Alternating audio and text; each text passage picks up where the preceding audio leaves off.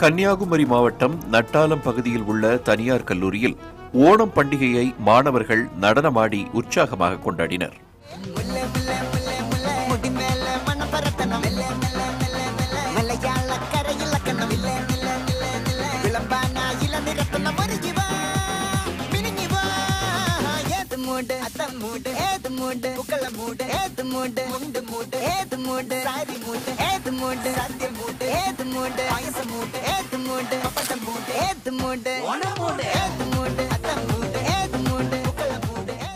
நாடு முழுவதும் ஆகஸ்ட் 26ஆம் தேதி தொடங்கிய ஓணம் பண்டிகை கொண்டாட்டம் வெள்ளிக்கிழமையுடன் நிறைவடைகிறது.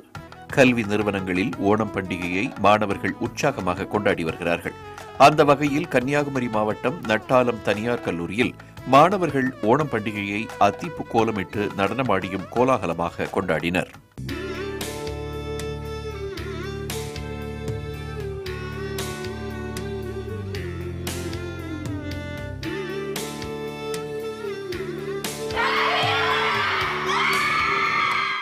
தொடர்ந்து கொண்டாட்டத்தின் ஒரு பகுதியாக கல்லூரி வளாகத்தில் மாணவர்களுக்கு போட்டிகளும் நடத்தப்பட்டன.